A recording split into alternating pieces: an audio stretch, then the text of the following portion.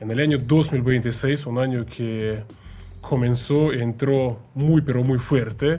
Pero bien, acá estamos nosotros en este programa para analizar justamente los primeros sucesos de este año, además unos sucesos que obviamente van a tener, digamos, mucho impacto sobre el desarrollo de este año. Quien está hablando soy yo, Víctor Ternovsky, periodista ruso desde Moscú. En este caso me acompaña desde México mi compañero Manuel Galeazzi del medio Sin Línea. Manuel, ¿cómo estás? ¿Cómo ves, digamos, el comienzo justamente de este año? Sí, compañero Víctor, la verdad es que empezó bastante convulso, lleno de disputas, tensiones geopolíticas, sucesos, acontecimientos que la verdad desde nuestro continente no esperábamos, nos han tenido consternados, nos han tomado por sorpresa, incluso en madrugada. Deseándoles a toda tu audiencia de Sputnik, a todos los compañeros por allá, un feliz año nuevo a toda parte de Grupos en Línea. Y bueno, pues aquí dispuesto a platicar con ustedes y compartirles nuestra visión desde México, como vemos todos estos asuntos internacionales y muchos más. Un saludo para todos. De acuerdo, Manuel, y entonces empecemos con nuestro primer tema. Desde la avenida más larga de México y hasta la que lleva al Kremlin, analizamos y debatimos sobre el acontecer mundial y local. Y el primer tema es la agresión militar estadounidense contra Venezuela. De hecho, es justamente América Latina y el Caribe los que protagonizaron el comienzo de este año 2026, una agresión militar contra Venezuela. Además, el secuestro de su presidente legítimo, Nicolás Maduro, en prácticamente violación de todas las normas internacionales, del derecho internacional. Yo incluso, Manuel, te voy a decir honestamente, ya me siento incómodo, ¿no? Diciéndolo de la violación del derecho internacional. Primero porque todo el mundo ya lo constató prácticamente, ¿no? Y además yo vuelvo a insistir, ya lo dije en otros espacios y en muchas ocasiones, que el derecho internacional fue golpeado, fue agredido duramente mucho antes en realidad de lo ocurrido en Venezuela, ¿no? Pero lo grave que estamos observando ahora mismo, si estamos hablando sobre Venezuela, ¿no? Primero, acá estamos viendo con nuestros ojos justamente la implementación de esa nueva doctrina Monroe estadounidense, de la nueva estrategia de seguridad nacional estadounidense, por una parte. Y además, en el caso de Venezuela, a juzgar no solamente por las declaraciones, sino además por las acciones estadounidenses, Washington parece estar dispuesto a ir más allá, ¿no? De hecho, mencionaron entre potenciales blancos de sus futuros ataques, ¿no? De una u otra manera, no ataques. Pero ya se mencionó abiertamente, en particular a Cuba, a Colombia y también a su país, México, ¿no? Otra cosa, un poco adelantando los hechos, una noticia que me parece positiva, esta conversación telefónica entre su presidenta de México, Claudia Sheinbaum, con el presidente estadounidense, Donald Trump, y dice la parte mexicana que fue fructífera la conversación, de manera que, mira, yo voy a cruzar los dedos, ojalá que así sea, pero bien, Manuel, obviamente, ustedes desde México, todo eso primero, ¿cómo lo vieron? Y obviamente, muy importante saber sus criterios en cuanto a México, Estados Unidos en este contexto.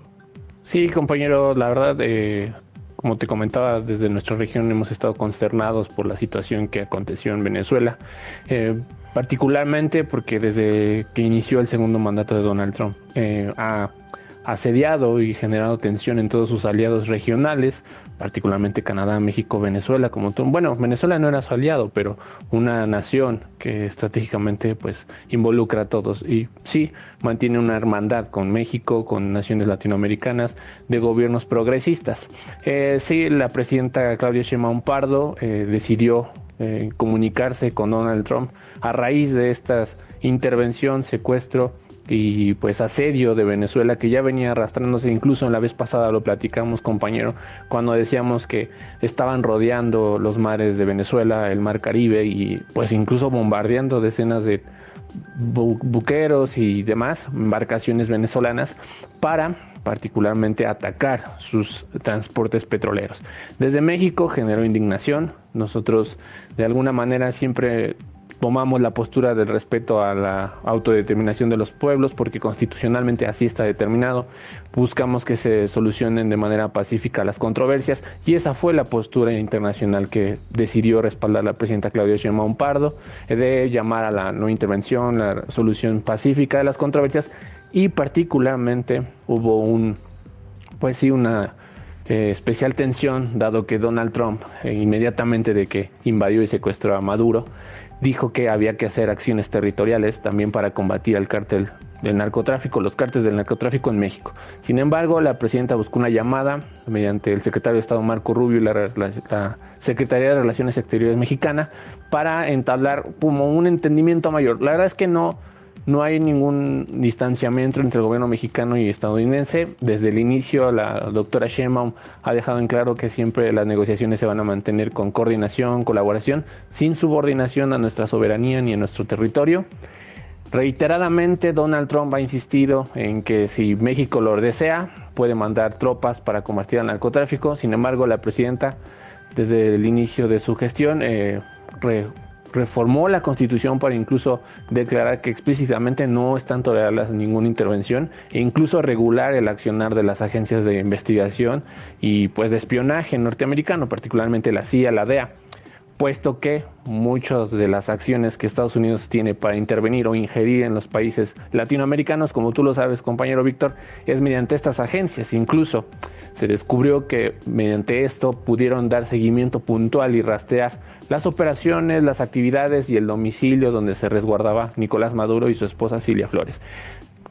Concretando y resumiendo, México rechaza la injerencia, no está de acuerdo con la intervención y reitera y resalta mediante la relación diplomática que no está tolerada la intervención en nuestro país, no va a ocurrir de ninguna manera. La presidenta Claudia Sheinbaum justamente ayer habló con el presidente Donald Trump y dijo que habían aclarado que no está bajo la mesa ni en la mesa una intervención militar en México para combatir el narcotráfico. Nada más reiterar y resaltar que la presidenta también ha destacado que la colaboración entre ambas naciones ha generado que se disminuya en 50% el tráfico de drogas hacia el país vecino. Entonces hay resultados, hay una colaboración. Sin embargo, el asedio, como tú lo sabes, es a nivel global de Estados Unidos. Sí, Manuel, tú sabes, yo incluso diría que los hechos, o los propios hechos, apuntan a que sí fue fructífera la conversación. Por ejemplo, lo que tú acabas de constatar, ¿no? Claudia Sheinbaum confirmando entonces que no habría una invasión, ¿no? Una operación terrestre por parte de Estados Unidos. Y además, me parece muy importante que, y también a juzgar por los hechos, México sí pudo defender sus intereses en esta conversación telefónica. Además, me parece que ese golpe estadounidense contra Venezuela lo que pretendió, entre otros objetivos, es obviamente doblegar y asustar a Venezuela, pero además obviamente asustar a otras naciones de la región, en particular obviamente asustar a México. Pero en el caso de México me pareció eso muy importante. ¿Cuál fue la reacción de Claudia Sheinbaum? Ella dijo, sí, por supuesto, es normal, una buena relación entre México y Estados Unidos, es justamente lo que quiere México, dice Claudia Sheinbaum. Pero, y aquí mira una cita, ella dijo, pero hay algo que no se negocia. Y eso es la soberanía, es la independencia de la patria. Me parece muy importante que Claudia Sheinbaum defendió eso y de hecho, tú sabes, yo incluso quiero decir que me parece que es en eso en lo que no prosperó justamente Estados Unidos. Yo te estaba diciendo, trató de asustar y doblegar a Venezuela y a otras naciones de la región, como es el caso de México, pero no pudo hacerlo. Mira, en el caso de Venezuela incluso vamos a ver, el chavismo es quien controla el país. Además, me parece que el reconocimiento por parte de Estados Unidos de que Venezuela como un estado viable pasa por una Venezuela gobernada por el chavismo, ¿no? Ahora, estamos viendo a Claudia Sheinbaum, quien también se muestra muy firme. Es decir, dice que sí quiere una buena relación con Estados Unidos, pero siempre y cuando se respete la soberanía de México. E incluso, me parece, no sé si tú coincidirías, uno de los resultados, me parece, de esta conversación es lo siguiente, porque Trump además amenazó a Cuba y además Trump prometió de que Cuba dejaría de recibir petróleo. ¿Qué es lo que pasa después de esa conversación telefónica? Sabemos que México seguirá enviando petróleo a Cuba. Mira, según mis criterios, eso es lo que demuestra. Mira, yo no sé si es mi interpretación, me interesa qué es lo que tú dirías. Mi interpretación es la siguiente.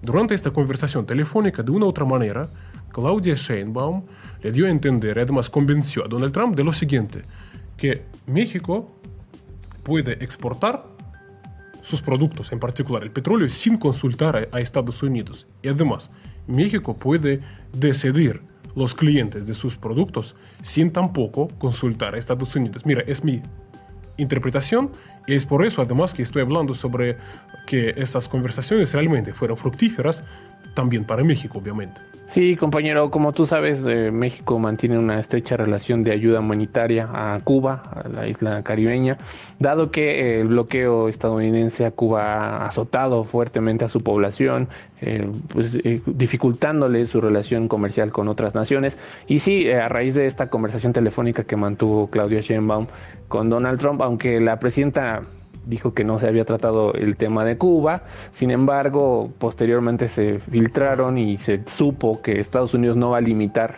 ni interceder para que México siga mandando buques petroleros, buques con petróleo a Cuba. Y ese es otro de los temas en los que también podría desarrollarse. Mira, compañero Víctor, yo creo que a raíz de la estrategia de seguridad nacional presentada por Estados Unidos en diciembre, se planteó y se perfiló, aunque nos agarró a todos en medio del cierre de año, cuáles iban a ser los siguientes pasos de Estados Unidos. Desde ahí era revivir, como tú bien mencionas, una doctrina llamada Monroe, en donde en esos años Estados Unidos perfilaba que América para los americanos en una frase sintética. Sin embargo, representa más bien revivir la influencia norteamericana en todo el continente, evitando la injerencia de otros países occidentales y particularmente Rusia, ¿no? De alguna manera es como revivir y refrescar al estilo Trump. Por ahí en algunos medios como New York Times, Washington Post le llaman doctrina Monroe, porque ahora es al estilo Donald Trump en nuestro siglo presente. Y bueno, como tú comentabas, también ahora es importante la intención y el hostigamiento que ahora tiene hacia Cuba, porque a partir de que controlaron Venezuela, uno de los objetivos básicos y descaradamente, tengo que decirlo, dijeron que iban a controlar las instalaciones petroleras venezolanas, y una de las primeras medidas fue que exclusivamente la relación petrolera iba a ser con Estados Unidos. ¿Qué hizo? En la Casa Blanca se sentó con distintas petroleras como Brexon y demás para decirles que los negocios eran fructíferos, se invertían en Venezuela a raíz de que Washington controlaba las instalaciones petroleras en Venezuela. Hay que decirlo, también tenían embargados y sin movilizarse a nivel internacional algo así como 30 o 50 millones de barriles en Venezuela por bloqueos estadounidenses. El asedio ya venía haciendo desde hace mucho tiempo. O sea, ya había violaciones a los tratados comerciales, injerencia, y bueno, eso es parte también de lo que nos lleva a distintos problemas. Parecieran hechos aislados Cuba, Venezuela, Rusia, pero no lo es. La verdad es que, insisto, la estrategia de seguridad que Estados Unidos plantea seguir a raíz de la llegada de Donald Trump es violenta, es ofensiva, es radical, y desde luego que el multilateralismo se lo pasa por donde más queda demostrado que ya han decidido salir de distintas organizaciones multilaterales porque consideran que no comparten los principios de Estados Unidos y no los benefician. Sí, tú sabes, Manuel, por otra parte, yo te diría lo siguiente, porque, tú sabes, desear es una cosa, ponerlo en práctica es otra cosa. ¿A qué me refiero? Mira, sí, porque esa nueva doctrina Monroe estadounidense lo que pretende, y prácticamente eso está escrito en el texto de la nueva estrategia de seguridad nacional estadounidense, de que quieren expulsar, ¿no?, a China y a Rusia de América Latina y el Caribe. Pero por otra parte, mira, porque estoy hablando sobre desear es una cosa y implementar es otra cosa. Tan solo un detalle, ¿no? Un detalle muy elocuente según mis criterios, porque cuando juramentó Delcy Rodríguez como presidenta encargada de Venezuela, durante esta ceremonia, ¿qué es lo que se produjo? Lo primero que hizo tras juramentar fue lo siguiente: abrazar a los embajadores de Rusia, de China e Irán presentes en esta ceremonia. Además, mira, todos los acuerdos, todos los tratados siguen vigentes. Eso es algo que lo subrayan, tanto la parte venezolana como, por ejemplo, en el caso de Rusia, la parte rusa, ¿no? Así que, mira, yo aquí estoy viendo justamente que las intenciones son unas, pero la realidad es otra. Y en cuanto a la postura de la región, porque mira, me parece que algunos que están hablando sobre un rotundo triunfo de Donald Trump ahora mismo en América Latina y el Caribe, mira, yo me pregunto, ¿dónde está ese triunfo? Me parece que acabamos de mostrarlo. En el caso de México, un México que defiende firmemente sus intereses, ¿no? Venezuela también. Mira, en el caso de Cuba, ¿qué es lo que dijo el presidente cubano? Me parece también es muy importante, porque mira, Trump amenaza, vamos a intervenir, vamos a agredir, vamos a asfixiar, ¿y qué es lo que estamos viendo? Dice, nadie dicta lo que hacemos, y además se mostró dispuesto incluso a prácticamente tomar las armas, ¿no?, para defender su propio país, como también lo hizo el presidente de Colombia. De manera que, mira, pueden presentarlo mediáticamente desde Estados Unidos como quieran, pero aquí no veo ningún triunfo, sino que veo a una América Latina y el Caribe que primero se niegan a doblegarse, pero además, al menos en lo político, ¿no? Me parece que incluso aquí estaríamos observando como, digamos, una contraofensiva quizás, ¿no? Como mínimo, ¿no? Defender y marcar claramente cuáles son sus intereses y dónde no van a ceder. De manera que, Manuel, me parece muy importante, gracias además por tus comentarios, desde México justamente, ¿no? Un país que es gran protagonista de toda esa situación. Manuel, por cuestiones de tiempo, tendríamos que ir al siguiente tema. El tema son las protestas en Irán. Participa en el puente informativo construido por Radio Sputnik y Sin Línea para romper el cerco y brindarte la noticia sin filtros y sin adornos. Entonces, Manuel, yo con tu permiso solamente te plantearía algunas ideas y a ver qué opinas tú, ¿no? Porque lo de Irán, Sí, primero, claro. tú sabes, yo de entrada, lo que quiero subrayar, ¿no? Es que hay que tener mucho, pero mucho cuidado con todas las informaciones que estamos recibiendo en cuanto a la situación de Irán. ¿Por qué? Porque el grueso de las informaciones, al menos la información que recibimos por parte de la prensa hegemónica, es información que, según mis criterios, prácticamente apunta a tener cero credibilidad. Mira, ¿cuáles son mis pruebas? Por ejemplo, hay ONGs occidentales como, por ejemplo, Agencia de Noticias de Activistas de Derechos Humanos. Es una agencia, es una ONG que informa sobre las supuestas atrocidades del régimen iraní, tal y como escriben.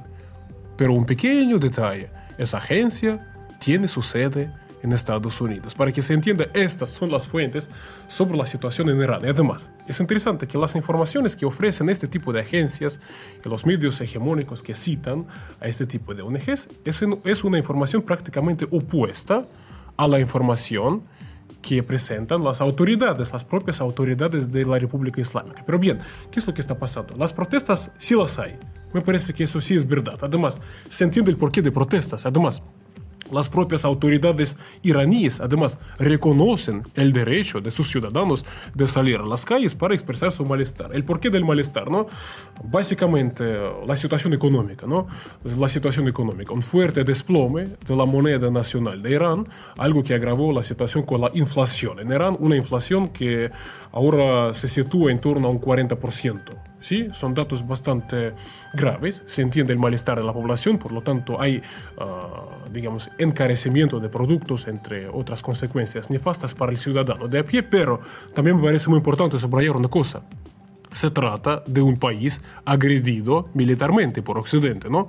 Por Estados Unidos. Vamos a recordar esos bombardeos contra sus instalaciones nucleares, incluso en complicidad con Irán, y además un país duramente sancionado por Occidente. De manera que el porqué de esos problemas económicos se entiende. Otra cosa que las autoridades de la República Islámica trabajan justamente en solucionar estos problemas, además con apoyo de Rusia. Si vamos a tener tiempo, te cuento más en adelante de qué se trata, ¿no? Pero mira, reconocen las autoridades de Irán el derecho de sus ciudadanos a manifestarse pacíficamente, pero lo que no reconocen y lo que no van a tolerar de ninguna manera es el terrorismo antigubernamental. Ese terrorismo antigubernamental sí lo hay, porque de hecho las propias autoridades de Irán ahora mismo están difundiendo las imágenes e incluso organizaron un evento muy interesante allá en la capital iraní, invitando a embajadores de una serie de países occidentales, el Reino Unido, Francia, Alemania, para que estos embajadores puedan ver quiénes son esos llamados manifestantes pacíficos. Mira, los manifestantes pacíficos sí los hay, pero no todos. Hay terroristas, tal y como los denominan las autoridades de Irán. ¿Qué es lo que están haciendo? Mira, tienen cócteles Molotov, están vandalizando las instalaciones públicas, están profanando lugares sagrados para los iraníes, pero además tienen armas en sus manos. Y con ese armamento lo que están haciendo es incluso disparar contra los policías y contra los manifestantes. Estas imágenes, las autoridades de Irán las mostraron a los embajadores, justamente a una serie de embajadores occidentales en su país. Además, El porqué de esos terroristas antigubernamentales explican las autoridades de Irán, que dicen tener pruebas de que esos terroristas reciben directrices, reciben instrucciones justamente para hacerlo, para disparar contra los manifestantes, contra los policías. ¿Para qué? Para radicalizar la protesta.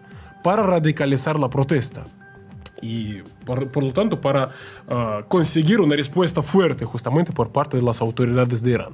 ¿Para qué? Para justificar entonces ante la opinión pública internacional todo tipo de sanciones contra Irán e incluso una intervención militar contra Irán, una intervención militar prometida o barajada por parte de Donald Trump. Incluso, tú sabes, Manuel, yo te voy a decir desde Rusia, exactamente el mismo guión fue aplicado en el caso del golpe de Estado que se produjo en Ucrania en el año 2014, porque salió la gente a protestar, también, mira, resumiendo, sin entrar demasiado en detalles, ¿no? Por tema económico, vamos a decirlo así, ¿no? Por un acuerdo económico con la Unión Europea, ¿no?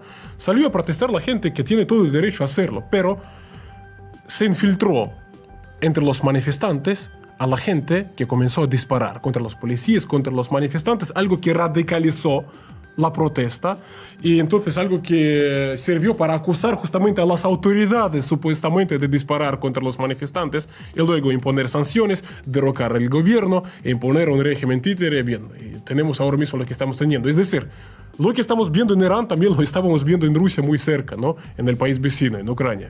Pero bien, por ahora me voy a limitar diciendo eso. Manuel, ¿cuáles son tus observaciones? Bueno, otra vez me gustaría referir que, así como tú comparas la situación que ocurrió en Ucrania, acá en Latinoamérica también me parece muy similar. Un asfixiamiento económico, restricciones económicas para que de alguna manera que la explosión social y descontento generen una revuelta social en los países.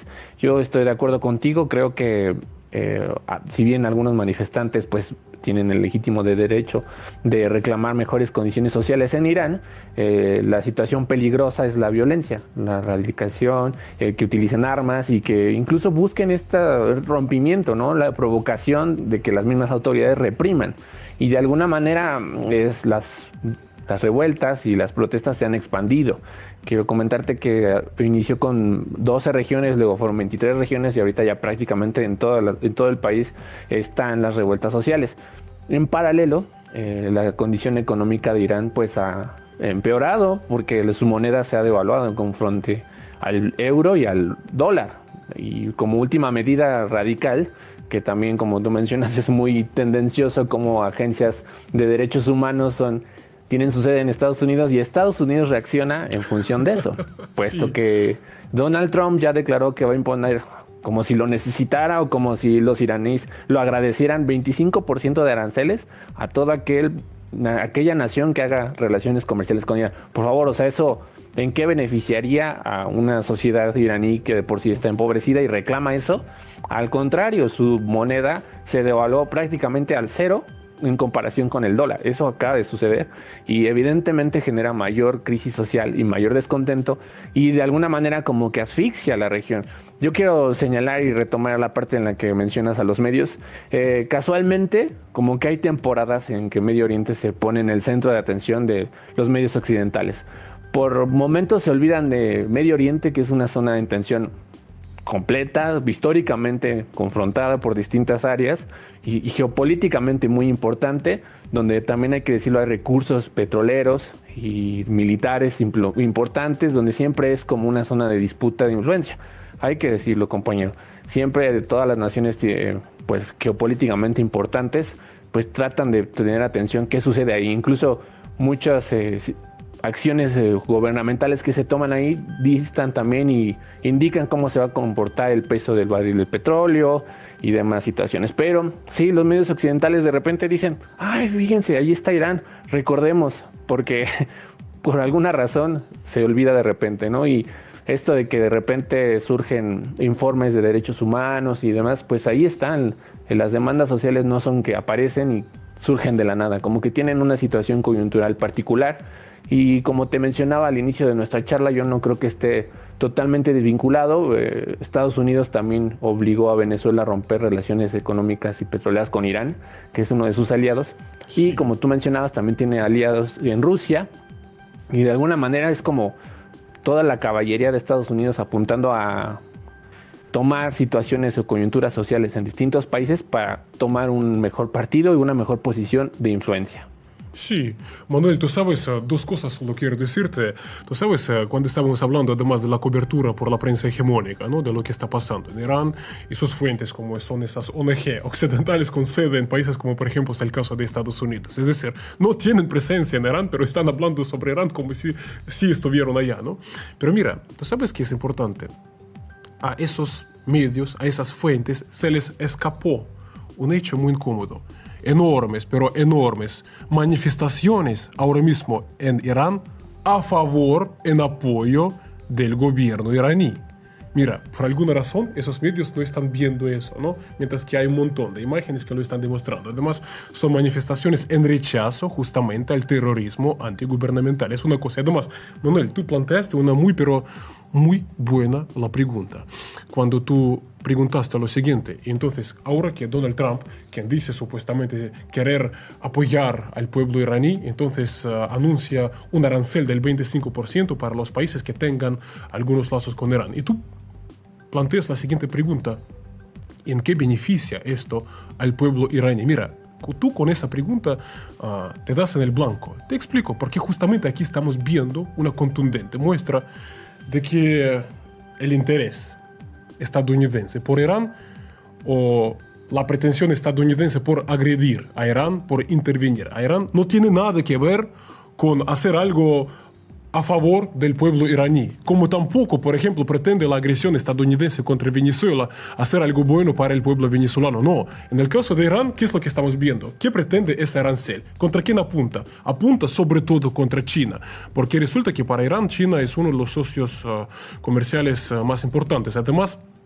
es a China a donde va el grueso del petróleo iraní, ¿no? De manera que también aquí estamos asistiendo a una estrategia estadounidense para ir cortando las fuentes de petróleo, de hidrocarburos para China, unas fuentes económicamente viables, accesibles y además seguras, ¿no? Es decir, acá no se busca de alguna manera proteger, hacer algo bueno para el pueblo iraní, no, acá lo que estamos viendo en particular, ¿no? Solamente en particular, es afectar de alguna manera a China, como también en el caso de Venezuela. Si vamos a analizar bien cuál es una de las principales exigencias de Donald Trump a Venezuela en estos momentos, ¿no? Para que no haya más agresiones, para que no haya más invasiones, ¿no? Cortar los lazos con China, ¿no? Dejar de enviar a China el petróleo venezolano. O, según Donald Trump, China solamente puede seguir recibiendo petróleo venezolano siempre y cuando lo reciba por parte de Estados Unidos, ¿no? A precios que quiera Estados Unidos o lo demás. De manera que, mira,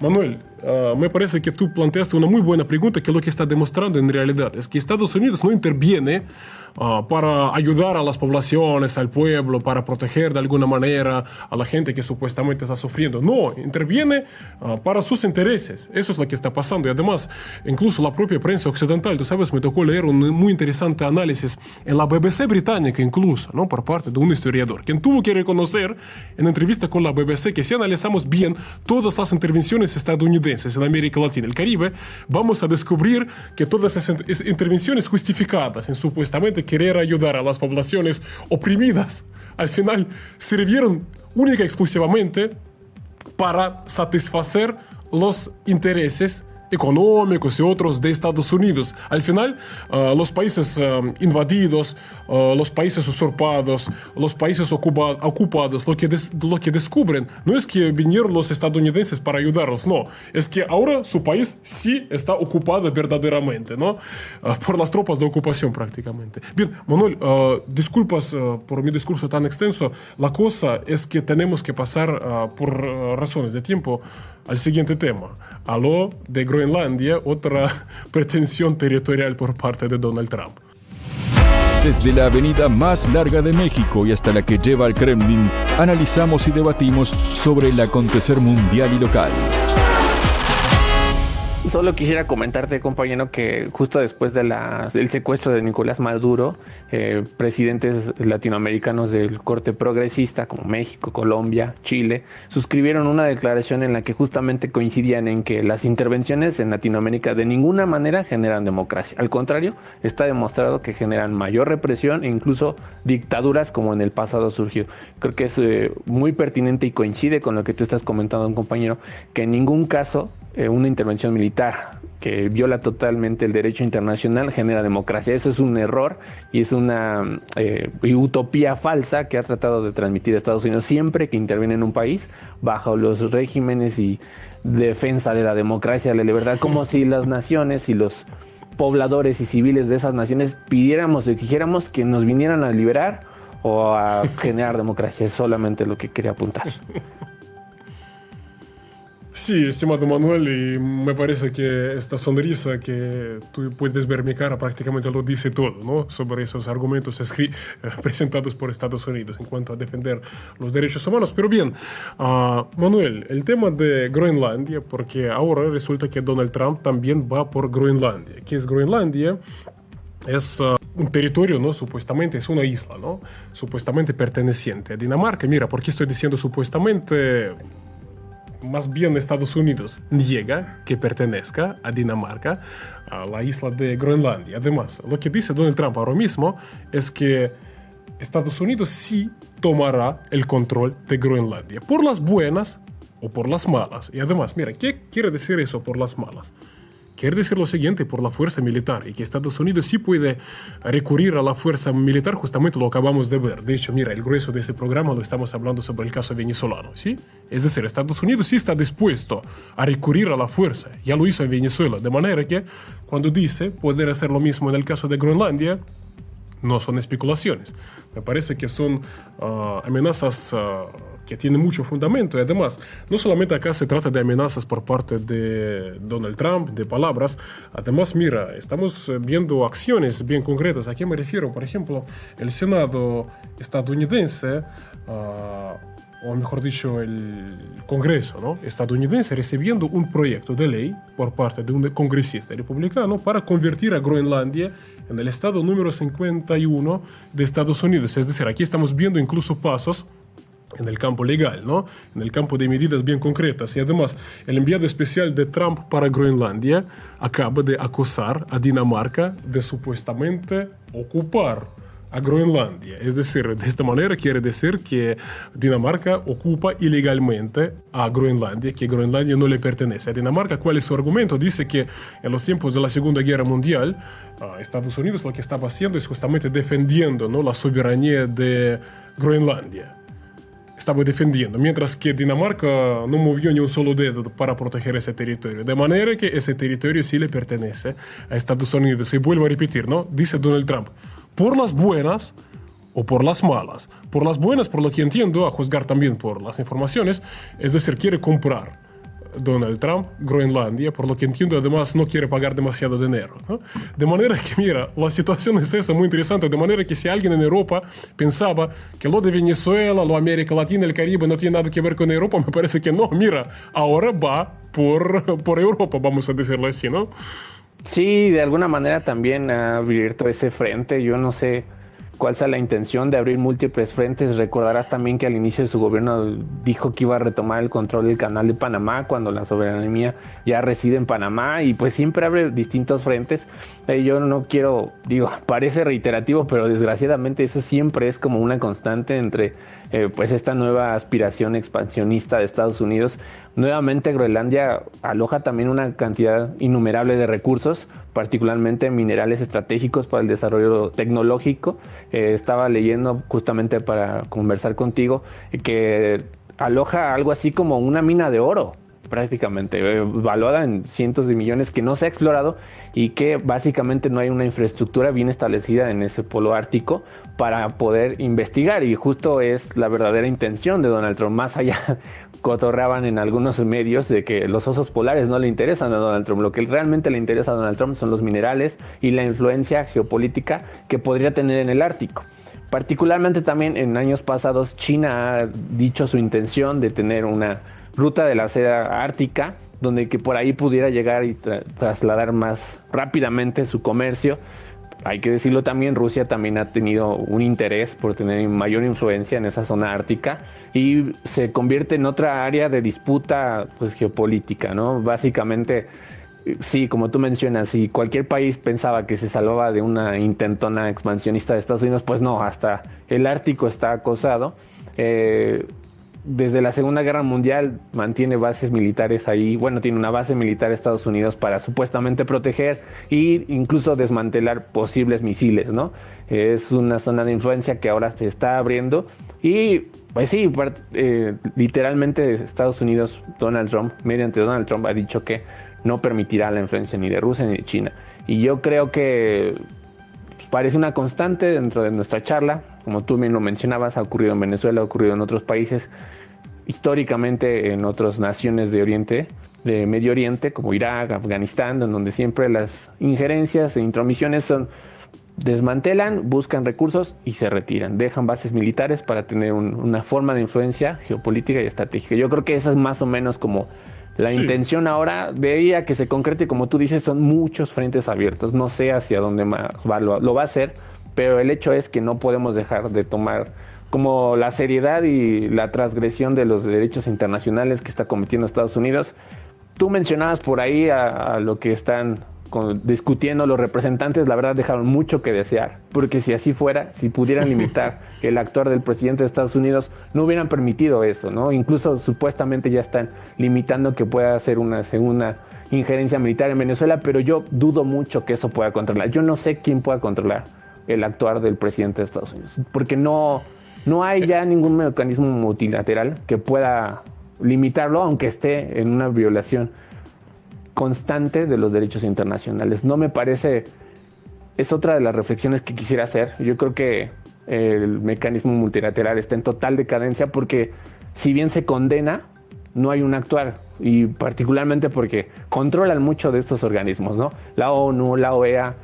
¿Dónde está su injerencia? ¿Dónde pudieron limitar el actuar estadounidense? No ocurrió. Y para mí está en una franca decadencia todo eso porque el control está básicamente en Estados Unidos. Sí, no, mira, Manuel, yo solamente puedo coincidir con tu observación y de hecho el propio Donald Trump lo que dice que para él no existen ningunas reglas, ningunos límites, ningunas líneas rojas. Dice que solamente se guía por su propia moral, ¿no? Lo demás para él no existe. Tú sabes, en ese sentido yo coincidiría además contigo en que los organismos internacionales creados en su momento justamente para preservar la paz, para ayudar a resolver las controversias internacionales por la diplomacia, desgraciadamente, mira, podemos constatar que no funcionan. Actualmente, en ese sentido, mira, cuando desde Groenlandia desde las autoridades de Groenlandia lanzaron lo siguiente, mira, no queremos ser estadounidenses, no queremos ser daneses, queremos ser groenlandeses. Lanzaron desde Groenlandia respondiendo a las pretensiones territoriales por parte de Donald Trump. Pero tú sabes, yo desgraciadamente no tengo otra cosa que decir lo siguiente, ¿no? Porque parece que estamos en una época en la cual el único argumento viable, al parecer, es la fuerza militar, desgraciadamente. Es decir, a Donald Trump no le importa lo que digan los groenlandeses. Vuelvo a repetir, quiere tomar por las buenas o por las malas, ¿no? La isla. Y mira, para terminar, Manuel, tú explicaste perfectamente, además, el porqué del interés estadounidense por Groenlandia. Sí, mira, recursos que guarda su subsuelo, recursos muy importantes, en particular para la soberanía estadounidense en cuanto a microelectrónica. Además, también allá hay hidrocarburos, también importante para Estados Unidos, que quiere convertirse en una superpotencia energética. Y sí, por supuesto, el tema del Ártico. Yo solamente decirte una cosa, porque el Ártico, para que la gente lo entienda, se está convirtiendo en la principal vía logística de nuestro planeta ante el deshielo justamente del Ártico. Y ahí, por ejemplo, tú mencionaste en particular el papel de China, de Rusia. Es por ahí por donde pasa en particular la ruta marítima del norte, controlada en su mayoría justamente por parte de Rusia. Además, una Rusia que cuenta con la mayor flota de rompehielos del mundo. Y además, es Rusia la que cuenta además con una enorme y prácticamente única en el mundo flota de rompehielos nucleares.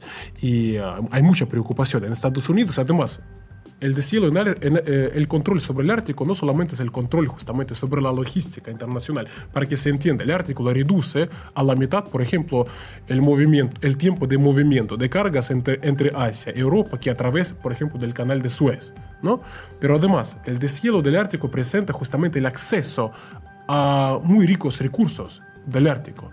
Es decir, hay mucho interés y cuando Donald Trump observa el mapa y ve justamente el protagonismo de Rusia y China en la zona, se da cuenta de que Estados Unidos no puede, ¿no?